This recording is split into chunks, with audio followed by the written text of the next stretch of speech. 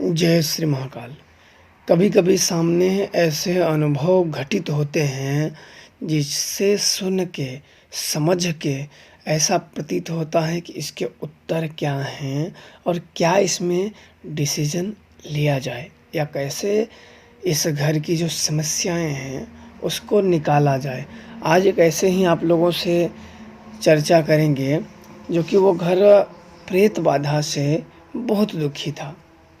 कोई न कोई उस घर में किसी न किसी के ऊपर भूत खेलते रहते थे और उस गांव में बहुत जाने गई हुई हैं। किसी ने अपना माँ खो दिया है, किसी ने अपना बाप खो दिया है, किसी ने अपना माँ बाप दोनों खो दिए हैं उस प्रेत के कारण। और वह प्रेत उसी गांव के खतरनाक एक शक्ति थी। कई लोगों ने तो मैं वहाँ जब मुझे बुलाया गया, गांव के ही लोग थे, पहाड़ों में बिल्कुल बसते थे। जब मुझे बुलाया गया तो वहाँ काफ़ी ऊपरी बाधाओं की समस्या थी। किसी के तो छोटे छोटे बच्चे, 2-2 साल के बच्चे छोड़ के माँ बाप मर गए हैं, बिल्कुल एकदम असहाय छोड़ के कि आपको कितना भी कठोर हृदय हो लेकिन आपके अंदर इंसान भाव, दया भाव उत्पन्न ही हो जाएगी। मैं देख के बड़ा आश्चर्य रहता था कि ऐसे कैसे हो सकता है।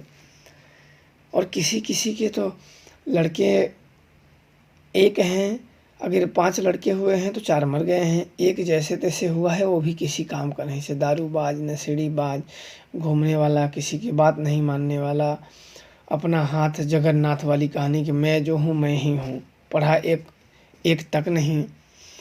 तो ऐसे ऐसे लोगों से आप बात करो तो कोई भी आके बात करे तो वही समझो, जो बात करने वाला हो या समझाने वाला हो वही बेवकूफ़ है। मैंने एक जन को बोले कि ये है सुनते नहीं, तो मैंने सोचा बुलाऊं, थोड़ा सा समझाऊं। मैंने बोला आप ऐसे ऐसे क्यों करते हैं, तो वो उल्टा मुझे, मैं उसी की बातें सुनने लगा। उसने कहा कि मैं गया एक बार रात को, पहाड़ पूरे दोनों पहाड़ अलग अलग खुल गए, इतना सोना मेरे को अंदर बुलाए, लेकिन मैं नहीं गया। मैं जान रहा था ये झूठ बोल रहा है, पर मैं सोचने लगा कि बताओ ऐसे लोगों के खुद ही जब इनकी कहानियाँ बहुत हैं तो इनको समझाओगी क्या। मतलब ठीक है, इस बार अगर बाहर खुले तो उसी में तुम घुस जाना। बोले नहीं नहीं, मुझे पैसे की ज़रूरत नहीं है। मतलब पैसे की ज़रूरत किसे नहीं रहती है कि तुम्हें नहीं है। तो अच्छा, वो बात ख़त्म हुई।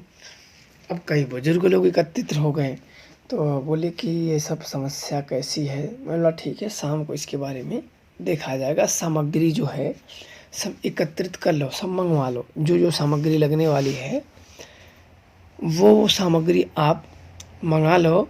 संध्या के समय में हम सब देखेंगे। अब शाम का समय जब आया तो कुछ शक्तियों को मैंने बुलाया जांचने के लिए कि आखिर क्या समस्या है। तो उन शक्तियों ने जो मुझे बताया, मुझे विश्वास ही नहीं हुआ। उन शक्तियों को देखने के बाद उन शक्तियों ने मुझे बताया कि यहाँ से थोड़ी दूर पहाड़ में जाओगे आप तो ना तो ऊपर चढ़ना है ना तो नीचे, बीच में। जैसे आप पहाड़ 400-500 मीटर का है तो लगभग 250 मीटर में आपको जाना है। वहाँ एक कब्र बनी हुई एक औरत की है जो इसी गांव में किसी मर्द से प्रेम करती थी। बड़ी पुरानी बात है, 200 साल पुरानी बात है, 200 साल पुरानी बात है। और वो किसी आदमी से प्रेम करती थी और इन गांव वालों ने प्रेम को स्वीकार नहीं किया। काफ़ी उसको, जैसे कोई कहते नहीं कि किसी के साथ पकड़े जाना, तो अपने आप को बहुत शर्मिंदगी महसूस होते हुए भी अपने जान को त्याग देने वाली बात हुई। तो उसने अपने घर से मिट्टी का तेल लेकर गई और माचिस, और वहीं जल के मर गई। तो कुछ ही उसकी, क्योंकि बिल्कुल उसने चारों तरफ मिट्टी का तेल बहुत ज़्यादा जलाते, थोड़ी ही बहुत बची, तो गांव वालों ने समाज के डर से, लोगों के डर से या पुलिस वालों के डर से, लोगों ने वहीं उसको थोड़ी सी कई पत्थर एकत्रित करके उसका बना दिया, एक झंडा गाड़ दिया। अब क्या हुआ कि कुछ लालची लोग उससे कार्य लेने लगे। कार्य वही चीज़, वही शक्तियाँ, अड्ड बड्ड शक्तियाँ उससे लेता है जिसकी स्वयं की शक्तियाँ और स्वयं की शक्ति पे भरोसा ना हो या स्वयं के गुरु पे श्रद्धा, विश्वास और भरोसा ना हो। तो उसको लेते लेते देवी रूप में वो पूजने लगे। कोई उसको मोहिनी रूप में पूजते पूजते पूजते पूजते मोहिनी उसको एक देवी रूप में बना दी। अब आने वाली पीढ़ियां उन्हें देवी रूप में पूजने लगे। यही तो एक बहुत बड़ी विडंबना होती है कि जब किसी शक्तियों को पूजने लगो और कोई व्यक्ति उसको महान शक्ति बना के पुजवा दे तो बिल्कुल आप उसे महान ही मानोगे। और वो ऐसी थी कि कोई शराब दे, मुर्गा दे, वो किसी का भी कार्य कर देते थे। और गांव में सबसे ज़्यादा तांडव उसी का था और वो किसी के पकड़ में नहीं आती थी, क्योंकि वो जल के मरी थी तो उसकी शक्तियाँ बहुत अधिक थी। और उस गांव का डीह भी बहुत खतरनाक था। उस डीह में भी जैसे जो जानकार हैं, सीधे साधे व्यक्ति लोग हैं, इन सब की क्रिया में जो थोड़ी बहुत क्रिया जानता था वो लोगों को परेशान करने के लिए यूज करता था। और जो सीधे साधे थे, मान लो कोई ज़मीन के झगड़े हो गए, यहाँ तक कि झगड़े में शक्तियाँ चलाते थे कि आपका गाय भैंस अगर अगले व्यक्ति के खेत में चली गई तो वो सीधा बोलता था कि दोबारा मेरे खेत में ना आए। भाई गाय भैंस हैं, गलती से मान लो आप जो पगहे लगाए हों वो छूट गया तो गलती से चली भी गई तो उसे कोई जानबूझ के होता करता, उसके लिए शक्तियाँ चला देते थे। गायों को मार देते थे, भैंसों को मार देते थे, आदमियों को बीमार करते थे, बीमारी में मर जाते थे। तो बहुत बुरा हाल था वहाँ, इतना बुरा हाल था कि मैं शब्दों से बता नहीं सकता हूँ कि कितने बुरे हाल थे। और एक अघोरी की आत्मा बताएं, इन शक्तियों ने बताया कि एक शक्ति है जो जल के मरी है, एक अघोरी की आत्मा है और एक डीह है। 3 शक्तियाँ इनमें बड़ी खतरनाक हैं जो लोगों के लिए तांडव मचाती रहती हैं। अब मैंने पहले संध्या के समय जाने का सभी जगह प्लान किया। अब शाम को लगभग 8 बजे रात मैं वहाँ से निकला, 3-4 लोगों को लेके वहाँ से निकला। लड़के लोग तो तैयार ही नहीं हुए, बूढ़े लोग कुछ तैयार हुए। तो मैं 3-4 लोगों को निकला तो उन शक्तियों ने मुझे कहा कि आप पहाड़ के ऊपर जब जाना है तो आप किसी आदमियों को अपने साथ मत लेके जाना। तो मुझे एक अंदेशा हो चुका है कि कुछ अदृश्य शक्तियों का मामला मेरे समक्ष उपस्थित अवश्य होगा। अब मैंने क्या किया कि वहाँ जब लोगों को एकत्रित करके रख के आगे मैंने बढ़ा तो उसका कवर आया। कवर छोटे में गोले में ही बनाए थे, कोई लंबा कवर नहीं था।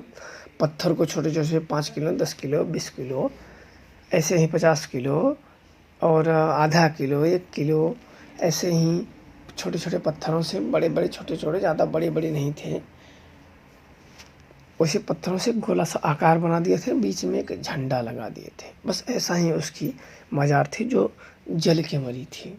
और मोहिनी रूप में उसे, जो जल के मरी थी उसे मोहिनी कर लिए थे, अब उसे देवी रूप में। और बहुत ही चलता उसे बोलते हैं जो कामों को तुरंत करे और वो पकड़ में ना आए, उसे चलता बोलते हैं। बड़े से बड़े लोग देखो, पुजारी में, सिद्धियाँ में बड़ी अलग होती हैं। आप पूजा करते रहोगे, कभी शक्तियाँ आएंगी नहीं आएंगी, और सिद्धियाँ में तत्क्षण शक्तियाँ आती हैं, उसी क्षण वो शक्तियाँ आपके कार्य हेतु उपस्थित हो जाती हैं। तो उसको मैंने जैसा देखा तो कुछ देखने के बाद तो कुछ ऐसा मुझे महसूस ही नहीं हुआ कि भाई भूत है या कुछ अन्य शक्तियाँ हैं। पर मुझे एक चीज़ ऐसा हुआ कि भाई ये मरने के बाद यहाँ जल गई है तो भाई मरी है, जल के मरी है तो जाहिर सी बात है कि इसकी आत्मा बड़ी शक्तिशाली प्रेत आत्मा में बदल गई होगी। अब लोगों ने इसका काम लेना शुरू कर दिया और धीरे धीरे इसका प्रचार हो गया। कहते नहीं इसका प्रचार हो अत्यधिक वहीं चलती है। तो इसका लोगों ने, तांत्रिकों ने प्रचार किया, तांत्रिकों ने अपने शिष्यों के साथ प्रचार किया, शिष्यों ने अपने शिष्यों के पास, क्योंकि 200 साल जब बात पुरानी है तो जाहिर सी बात है इतने में तो कितना प्रचार हुआ होगा। तो ये प्रचार हुआ। इसके बाद मुझे बोले कि आप आगे बढ़ो, ये पहाड़ के थोड़ा सा और मैं नीचे आया और धीरे धीरे मुझे अघोरियों के स्थान पे मुझे जाना था। अब मैंने अघोरियों के स्थान के लिए जब निकला तो मैं ज़्यादा नीचे आ गया, बिल्कुल एकदम पहाड़ के बिल्कुल जहाँ से पहाड़ शुरू होता है वहाँ नीचे आ गया। और उसके नीचे नदी बहती थी, वो जहाँ मुझे जाना था तो नदी लगभग 200 से 300 मीटर, 300 मीटर ही होगी, 400 तो नहीं होगी, 250-300 मीटर वो चौड़ी नदी थी। और बगल बगल में काफ़ी पेड़ लगे हुए थे, छोटे छोटे, जो पानी के नज़दीक रहते हैं, जो बेहाया के बोलते हैं, कहीं कहीं अन्य भाषाओं में बोलते हैं। तो अपने भाषाओं के हिसाब से आप लोग समझ लेना। तो वो पेड़ चारों ओर लगे थे, एक घाट बना था। तो वो पहाड़ के नज़दीक तक, पहाड़ जैसे वहाँ थोड़ा-सा खड़ा था और वो पानी जैसे गाय भैंस हिलते-हिलते ना बिल्कुल वो पहाड़ों के साथ टच करा दिए थे। तो वहाँ मैं थोड़ा-सा आगे देखा तो लगभग 13-14 लड़कियाँ स्नान कर रही थीं। बिल्कुल वो मुझे सटीक साफ दिख रहा था, जैसे उजाले में स्नान कर, उस समय जैसे मुझे उजाला हो गया हो और मुझे पता है कि रात है। उजाले के तौर पे मुझे वो दिखने लगे। तो उसने सभी लड़कियों ने बैंगनी कलर के कपड़े पहन रखे थे। तो मैं थोड़ा-सा उन लड़कियों को देख के मैं थोड़ा-सा ऊपर हुआ कि थो पहाड़ में था, मैं ऊपर से चढ़ के मैं चला जाऊँ, क्योंकि वहाँ पानी है, तो वहाँ कितना पानी है कितना नहीं, तो वहाँ मैं जा नहीं आगे सकता, मेरे कपड़े भी भीग जाएँगे।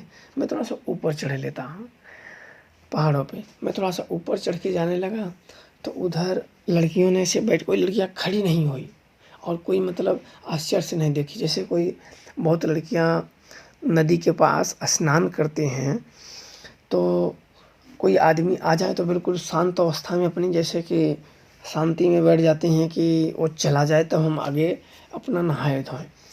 तो वो सब ऐसे शांति से बैठ गईं और मुझे देखने लगी और एक बगल में लड़का बैठा हुआ था, थोड़ा-सा दूर पे यूँ मूड़ी नीचे करके वो बैठा हुआ था, बिल्कुल नीचे करके वो बातें कर रहा था, नीचे किया था और थोड़ा-थोड़ा निगाह लड़कियों की तरफ था। मैंने बड़ा ध्यान से देखा उन लोगों को, तो जैसे कोई ऐसे नहीं होते कि नदी में कोई पनिहारिन या नहाने वाली लड़कियाँ गाँव-गिराँव से आएँ और एकाक उसमें किसी का प्रेमी हो और उसमें बैठ बैठ के बात करें। जो मुझे समझ आया मैं वही चीज़ आप लोगों को बता रहा हूँ। बाकी आप लोग अपने तरीके से आप लोग समझ सकते हो कि क्या है क्या नहीं। मैं अपने तरीके का जो मुझे समझ में आया।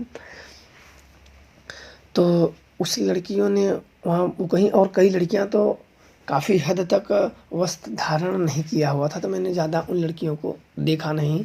इस कारण मैंने नहीं देखा कि भई कोई ये सोचे कि अरे भई तुम इधर क्या देख रहे हो, तुम्हें जहाँ जाना है तुम जाओ, इधर क्या देख रहे हो तुम। तो मैंने ज़्यादा गौर से फिर देखा नहीं, मैं वापस चलता बना के उनको वहीं छोड़ के फिर वो स्थिति वहीं रह गई। अब मैं आगे बढ़ चला। अब बढ़ने के बाद लेकिन उस लड़कियों ने, कई लोग पूछेंगे, मैं आपको पहले बता देता हूँ कि उन लड़कियों ने बैंगनी कलर के ऊपर के वस्त्र धारण कर लिए थे, नीचे के मुझे ध्यान है कि वो मैंने देखा नहीं और मुझे ध्यान भी नहीं है कि मैंने देखा था या नहीं देखा था। इसलिए मैं आप लोगों को कुछ उसके बारे में टीका टिप्पणी नहीं कर रहा हूँ, क्योंकि मुझे वो मैंने देखा था कि नहीं देखा था, क्योंकि मुझे वो नीचे के वस्त्र उसके ध्यान नहीं है। ऊपर के जो मैंने देखे थे वो मुझे ध्यान है, कई लोगों ने पहन रखा था।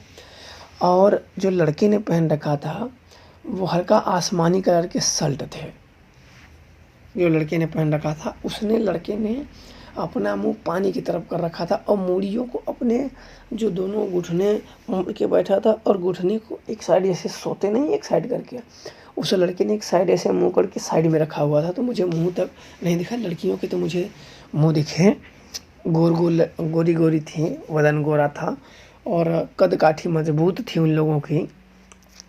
दुबली पतली मुझे कोई नहीं दिखा और कद काठी मजबूत था। नाक में गोली तरह से नथनी पहनती हैं उस प्रकार से उन लोगों ने पहन रखा था और सबका गोरा रंग था और शरीर भी हट्टे कट्टे मजबूत थे, कोई दुबली पतली उसमें नहीं थी। तो इसके बाद मुझे आगे जितना मैंने उसमें नोट कर सका मैं आप लोगों को बता दिया। इसके बाद मैं आगे बढ़ा तो वो नदी मुड़ के वही नदी आगे चली जाती थी, तो मुझे नदी उस क्रॉस जाना था।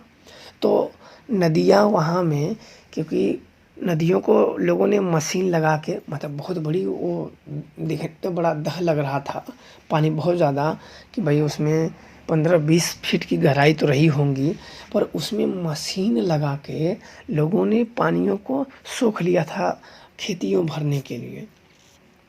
खेत भरने के लिए उस समय गेहूँ थे, सरसों थे, चने, तीसी, ये सब पूरे खेत में ठंडी का माहौल था तो लगे हुए थे। तो मुझे उस अघोरी के पास जाना था जहाँ मुझे शक्तियों ने बताया था कि ये नदी आपको ढाँकना होगा। थोड़ा-सा दूसरी नदियों को, अनजान नदियों को ढाँकने में थोड़ा-सा भय भी रहता है कि पता नहीं मगर है, ज़्यादातर तो मगर को ही रहता है कि भाई कोई पकड़ ले। पर वो नदियाँ सूखी थी दोनों साइड से, पर ज़्यादा दिन सूखे नहीं हुआ था, तो इस साइड और उस साइड बड़े कीचड़ थे।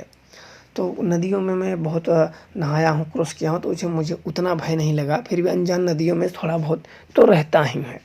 फिर मैंने थोड़ा सा कपड़े को मोड़े, अपने जो मैंने पैंट पहन रखे थे उसको जितना ठगुनी के ऊपर मैंने मोड़े, और कहीं कहीं लोगों ने उस पार जाने के लिए पत्थरों को और माटियों को एक बना रखा था, पाली जैसा बांध रखा था। तो वहीं मैंने गया और आगे कीचड़ में से ही ठेहुनी भर अपने लगभग 1 से 1.5 फीट कीचड़ में से मैं अपने पाँव रख के उस पार गया, क्योंकि पानी सूखा था। तो नदियों में पाली मछली मारने के लिए बंधा दिए थे कि इधर का पानी उधर कर देंगे तो इसमें से मछली मार देंगे, फिर इधर का पानी उसमें कर देंगे, उसमें मछली मार लेंगे। तो इसलिए लोगों ने बांध रखा था। मैं उसी पर से बचा के उस पार निकल गया। अब आया वो कीचड़ भरा, क्योंकि इस साइड भी कीचड़ था, उस साइड कीचड़ था। जहाँ पानी था वहाँ पाली बांधा हुआ था, मिट्टी का बांध दिए थे। तो मैं वहाँ से कीचड़ में से इधर से गया, फिर उधर से पाली पर से धीरे धीरे उस पगर हुआ। पाली नहीं होती तो मुझे नदी में से घुस के जाना पड़ता। तो मैं वो पाली पर से फिर कीचड़ में से गया, तो उधर बांस के बहुत बड़े बड़े पेड़ थे। और मुझे एक और था कि भाई कोई भी देखो गाँव में ऐसी चीज़ होती है कि अनजान व्यक्ति को कोई भी पूछेगा तो ज़्यादातर तो लोग समझ जाएंगे कि भाई जैसे कोई का मशीन हुआ, कोई अन्य चीज़ वो चोरी ही करने आया हो। अधिकतर लोग यही मान जाते हैं कि नए लोगों को देखेंगे तो सबसे पहले तो वो चोर ही मानेंगे। तो मुझे शक्तियों ने जो जो जैसे जैसे बताया करती थी, मैं वैसे वैसे जाता ही था कि कहीं मैं पकड़ा ना जाऊं। तो पता लगा होगा तो कुछ नहीं, लेकिन समस्या थोड़ा सा बढ़ेगी, क्योंकि गांव के हो तो गांव की भाषा अगर बोलोगे तो फिर नहीं बोलेंगे। अगर खड़ी भाषा बोलेगे, हाँ जैसे हम सब अभी बात कर रहे हैं, आपको बता रहा हूँ, ये भाषा आप बोलोगे तो बिल्कुल आप मानेंगे कहीं दूर का है। फिर पहले तो आपको पीटेंगे, फिर बाद में जो होगा वो होगा। वहाँ पुलिस बाद में फैसला करती है, पहले वहाँ के ग्रामवासी ही फैसला कर देते हैं, ऑन द स्पॉट आपको सज़ा सुना देते हैं। और गांव वाली भाषा बोलोगे तो समझ जाएंगे कि इधर इर्द गिर्द का है, तो आपसे पूछेंगे, आप सही निकले तो फिर जाने देंगे। और बिल्कुल चोर चमार लगे तो फिर आपको वहीं काम तमाम कर देंगे। और कोई कोई तो पता लगा पुलिस को भी उठा के दे देते हैं। ऐसे करते हैं लोग। वैसे जैसे नदियों में अपना मशीन कोई लगा दिया, कोई पानी खींचने के लिए, तो कोई चोर भी रहते हैं ना कि यहाँ का चुरा के जानते। सभी जगह ऐसे होते हैं कि नदी में लगा दिए मशीनों को, कोई चुरा लिया, कोई कहाँ बेच दिया। कोई दारू वाले, गांजा वाले या चोर लोग होते हैं, तो जानते हो इनको किसी से क्या मतलब होता है। तो ऐसे लोग कई लोग अपना ढूंढ ना उसको देखते भी रहते हैं, भाई कोई चोर ना चुरा ले। और मुझे रात को ही जाना था और मुझे ये भली भांति ज्ञात था, मैं ये सब अच्छी तरीके से जानता था और इसके संकट भी मैं भांपता था। और मैं बड़ी बचा के समझ के जाता भी रहता था। अब मैं बांस के नीचे से जब निकला तो आगे खेत लगे हुए थे सरसों के और तीसी के और गेहूँ। ये खेत है, लगभग गेहूँ पके उके तो नहीं थे, बिल्कुल हरे हरे थे। और ठंडी में थोड़ा सा कोहरापन था, धुंधला धुंधला दिख रहा था। तो मुझे जो एक स्थान दिखा वो काफ़ी थोड़ा सा गांव के एक साइड था। वो स्थान गांव के वो एक साइड स्थान था और बिल्कुल वो काला काला हो गया था आग जलने से। तो वहाँ मैं नज़दीक जब गया तो वो चौतरा लगभग मेरे गले तक था, इतना ऊंचा था वो चौतरा, मेरे गले तक था। तो कई लोग उसमें चौतरे में बना के स्थान रखे थे। अंदर आग जल रही थी, लाश की आग जल रही थी, किसी की लाश जल रही थी अंदर। तो वो बाहर तक, उसके दरवाजे तक कम से कम 500-700 खोपड़ियाँ, इतनी खोपड़ियाँ मैं तो अंदाज़ा बता रहा हूँ उससे भी अधिक होंगी। कोई अंदर तपस्या कर रहा था, मैंने उसको देखा तो नहीं, पर अंदर मैंने ऐसे, मेरी गर्दन इतना ऊंचा था। वो शमशान था, 2 घर उसमें लाश जलने के लिए बने थे। एक का मुंह था जलने का पूरब और पश्चिम, और एक था उत्तर और दक्षिण। तो उत्तर दक्षिण वाले में वो तपस्या कर रहा था अंदर, और उसका जो मुंडियाँ थी वो बाहर तक आके पड़ी हुई थी, बिल्कुल बाहर तक खोपड़ियाँ आदमी की। तो मैं थोड़ा सा देख के मुझे बड़ा आश्चर्य हुआ, करीब बाप रे ये कौन सा तपस्वी है। कि तपस्या कर रहा है, इतनी मूड़ियाँ, कौन सा अघोरी है, मैं कहीं आफत तो अपने ऊपर मोड़ नहीं ले लिया। तो ये बड़ा मेरे अंदर विचार आने लगे कि अब क्या किया जाए, क्या ना किया जाए। ये ऐसी चीज़ें हैं, ऐसे खतरनाक हैं। उसमें चौतरे में उस अघोरी के बहुत सारे शिष्य थे जो कि उस चौतरे पे ही बैठकर खाना बना रहे थे, लिट्टी चोखा बना रहे थे। और चारों तरफ में से एक सीढ़ी थोड़ी सी चढ़ते थे, क्योंकि वो मेरे गर्दन के उतना, क्योंकि मैं खेत में से गया तो बगल में चारों तरफ खेत ही थे। एक साइड से, गांव साइड से पतला सा रास्ता आया था, कच्चा रास्ता आया हुआ था वहाँ। तो मैं तो नदी साइड से गया था, तो खेत में ही खड़ा होके मैं इसे देख रहा था। तो लाश लड़ती, लेकिन बहुत अजीब लग रहा था मुझे। अंदर जहाँ अघोरी तपस्या कर रहे थे उसमें तो ऐसे लग रहा था कि पूरे घर में आग ही जल रही हो, और बाहर तक आदमियों की खोपड़ियाँ बाहर आई हों। और कुछ खोपड़ियाँ तो मुझे ऐसे दिखती थी, मैंने स्वयं ही देखा। पहले तो बहुत ज़्यादा मेरे को ऐसे ऊपर से खोपड़ियाँ आ रही, फिर मैं गौर दिया तो वो खोपड़ियाँ जो ऊपर से गिर रही थी, वो खोपड़ियाँ ज़मीन छूने से पहले वो खोपड़ियाँ अंतर ध्यान हो जा रही थी, गायब हो जा रही थी। और कुछ ही खोपड़ियाँ थी जो सही की लग रही थी, नीचे जैसे 500-700 जो खोपड़ी थी वो सही की लग रही थी, बाकी ऊपर से गिर रही थी बहुत सारी खोपड़ी। और आग अंदर से जो आग जलने की आ रही थी वो बहुत तेज थी। तो मुझे लगा कि मैं दर्शन थोड़ा सा कर लूँ, क्योंकि थोड़े से वो ज़्यादा शमशानों, और जो छोटा सा ही शमशान सा जलाने लायक, कोई बहुत बड़ा नहीं था। लगभग अगर बड़ा सा बना जाए तो एक घर उतना था, उसी में 2 स्थान थे बीच में से आने जाने का, कि एक इधर है, बीच में थोड़े से थे। एक जो उसमें अघोरी बैठे थे वो घर जैसा था, चारों तरफ से बंद था, और उसमें एक तरीके से जाने लायक था। यह था उत्तर से दक्षिण की तरफ रास्ता था उसका, उत्तर से दक्षिण तरफ जाने के लिए उसमें अंदर। तो मेरा मन हुआ कि मैं अंदर जाऊं देखने के लिए, पर उसमें समस्या यह थी कि उन अघोरी महाराज के जो शिष्य लोग थे, जहाँ से हम सीढ़ी पे चढ़े उस चौतरे पे, तो वहीं पे वो लोग लिट्टी चोखा अपना गाय के गोबर का या भैंस के गोबर के कंडे जला रखे थे, और उसी पे लिट्टी मतलब पक चुकी थी, लिट्टियाँ बना रहे थे, लिट्टी बना रहे थे, आलू सेक रहे थे, बैगन थे, वो सब बना रहे थे। तो मैंने फिर एक जन से पूछा, वो छोटा था थोड़ा सा, तो मैंने कहा कि ये कौन है? बोले शिव जी हैं। उसने ऐसे ही कहा कि, मैंने कहा कि अंदर कौन तपस्या कर रहे हैं? तो वो बोले कि ये शिव जी तपस्या कर रहे हैं। तो मुझे लगा कि कोई अवघड़ ही, अघोरी भी, कोई का गुरु किसी को शिव जी नाम रख देते हैं कि इनका नाम शिव जी है। तो अंदर मैंने बोला मैं जा सकता हूँ? बोले नहीं, आप नहीं जा सकते हो, वो क्रोधित हो जाएंगे, वो गुस्सा हो जाएंगे, आप अंदर नहीं जा सकते हो। तो मैंने कहा कि आप लोग तपस्याएं करते हो? बोले हाँ हम करते हैं, जब गुरु जी खाली रहते हैं तो हमें साधनाएं कराते हैं, और जब वो अपनी साधना में लग जाते हैं तो हम सब उनकी सेवा में लग जाते हैं। तो अवघड़ी विद्या में ये चीज़ मुझे बहुत अच्छी लगी, क्योंकि अवघड़ी विद्या में यही चीज़ होता है कि गुरु जब खाली रहता है, गुरु जब अपनी साधनाओं में, अपनी सिद्धियों में, अपनी पूजा, अपनी पद्धति में अगर लीन नहीं रहता है, तो शिष्यों को साधनाएं कराता है, सहयोगियों को, जो मानने वाले थे उन्हें साधनाएं, क्रियाएं, पूजा करवाता है। और जब गुरु अपनी क्रिया में लग जाता है तो वो सब शिष्य अपने काम में लग जाते हैं। और ध्यान रखना, कोई भी शिष्यत्व तो स्वीकार जब करता है तो उसको लंबे मेहनत करने पड़ते हैं, नहीं अकेले कोई साधनाएं नहीं कर सकता है।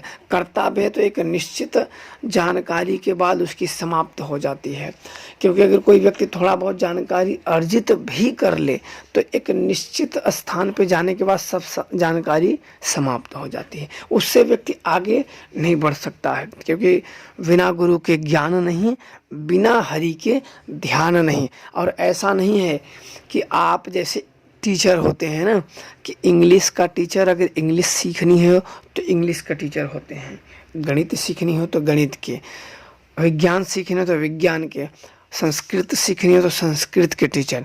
तो उसी प्रकार से ऐसा नहीं कि आपने गुरु बना लिया तो गुरु बन गए तो भाई आपने महादेव को बना लिया, ऐसा नहीं है। जो जिस पद्धति का गुरु है वही चीज़ सिखा सकता है, बाकी ये नहीं कि गुरु बन गया तो मैं सब कुछ सिद्ध कर सकता हूँ, ऐसी बात नहीं है। अगर तुम्हारे एक कहावत है कि गुरु पादने न जाने और शिष्य शंख बजाए, वही बात है कि गुरु जिसमें नहीं है शिष्य उसमें आगे जा ही नहीं सकता। इधर उधर से अगर जानकारी एकत्रित कर भी लिया तो उससे अधिक देर तक रुक नहीं सकता है और अधिक आगे वो जा नहीं सकता है। जल्द ही अपनी चीज़ों से गिरेगा तो अपने ही कुकर्मों द्वारा जो उसने कर्म किए हैं उससे कई प्रेत आत्मा उससे आकर्षित हो जाएंगे और वही प्रेत आत्माएं उसके मृत्यु के कारण भी बनेंगे। तब मैंने वहाँ की चीज़ों को सुलझाया। सुलझाने के बाद उस गांव में मैंने पूजा पाठ करके उनकी एक छोटी सी सभी जन की डीह की, उस देवी का मैंने एक स्थान बनवाया, सभी का स्थान बनवाया और उनको स्थान शांति से उनको रहने का मैंने आग्रह किया, प्रार्थना किया कि आप लोग शांति से रहिए और किसी को क्यों परेशान करते हैं, आप बहुत ऊंचे हैं, बहुत ऊंची शक्तियां हैं। काफ़ी मैंने उनको कहा, बात हुई तो डीह का भी स्थान बनाया, उस देवी का भी स्थान बनाया और उनको पूजित करके वहाँ स्थापित किया। बाद में मैं अपनी शक्तियों का पूजा करके मैं वापस लौट चला। कई महीने बीतने के बाद भी आज तक वो गांव बिल्कुल ठीक है, सुरक्षित है, किसी को ऐसी कोई समस्या नहीं है। और जो चोर लोग हैं दूसरों को अहित करने के लिए जाते हैं तो वो शक्तियों को मैंने वचनबद्ध करा लिया कि आप बिना ऐसे ही किसी का मत करें, किसी का बाप, किसी का बहन, किसी का लड़की को ऐसे ना मारिए। तो ऐसे मान गई, फिर ऐसी समस्याएं नहीं आई, सब कुछ पूरा परिवार शांति से। मैं भी बड़ा प्रसन्न हुआ कि चलो लोगों की जान जाने से तो बची, अन्यथा किसी न किसी की जान जाती रहती थी, किसी न किसी व्यक्ति उससे ग्रसित ही रहता था और वह व्यक्ति भूतों प्रेतों से हमेशा तंग ही रहते थे। तो आज वह पूरा गांव प्रसन्न है, खुशी है, सुख शांति से देवी के आशीर्वाद से रहते हैं और सभी ने मुझे धन्यवाद दिया। सभी ने मेरी शक्तियों का पूजा दिया, मैंने अपनी शक्तियों का पूजा किया, धन्यवाद किया और मैं अपने स्थान पे चला गया। यही थे अनुभव। आप लोगों को बताइए कि अनुभव कैसे लगी, क्या सीख मिली। आप लोग खुश रहें, प्रसन्न रहें, माता काली आशीर्वाद करें। जय श्री महाकाल।